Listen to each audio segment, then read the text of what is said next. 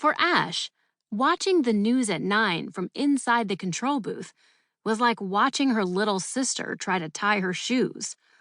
Ash could do it so much better if she were only allowed to help.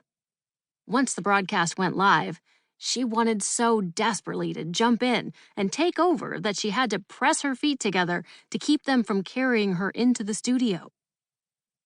"Good morning, John Dos Passos Elementary," said the lead anchor, Harry. He was staring straight into the camera with a smile so tight he had to speak through stretched lips, like an amateur ventriloquist. "Today is Tuesday, September 10th. The cold lunch is turkey sandwich. The hot lunch is spiral rotini with tomato and sauce broccoli." Ash raised her eyebrows. Harry's co-anchor Damien nudged Harry with his elbow and whispered something. Harry squinted at the cue cards, his forced smile still set. "Today's hot lunch is spiral rotini with tomato and broccoli sauce." Damien looked at Harry and shook his head. The cue card holder took a step closer, which meant her back now blocked the camera. "Tomato sauce and broccoli," Harry said triumphantly, though viewers could see nothing but the cue card holder's hair. "Camera 1, you're blocked," Brielle, the director, said into her headset. If Ash's best friend Maya had been operating camera 1, she'd have known just what to do. "Pan right slowly," Maya whispered, as if to prove the point. But no one could hear her, because she was in the control booth with Ash. Keylor was lead cameraman now, and he didn't pan right slowly. Instead, he said, "Yo!" and pulled on one of the cue card holder's braids. She whipped her head around and glared at him, and at the whole school, since the camera was now capturing a close-up of her face. Maya covered her eyes. Ash closed hers. She could hear laughs from classrooms down the hall. The news at 9 was broadcast live, which meant the whole school was witnessing this disaster. "Ready, camera 2, said Brielle, cool as always. "Birthdays in 3, 2, 1.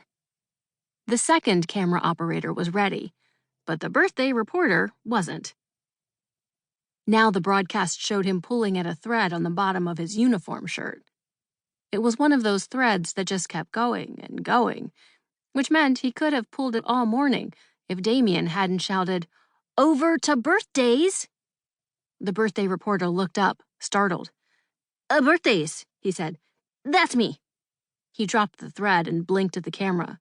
"Wait, did you already do the Pledge of Allegiance?" Ash shook her head. They'd skipped the Pledge of Allegiance. Sure, this was the first episode of the new school year, but this was basic stuff. Director Brielle said, "Pledge of Allegiance in 3, 2. Right on cue, the editor in the booth cut to the video of a waving flag.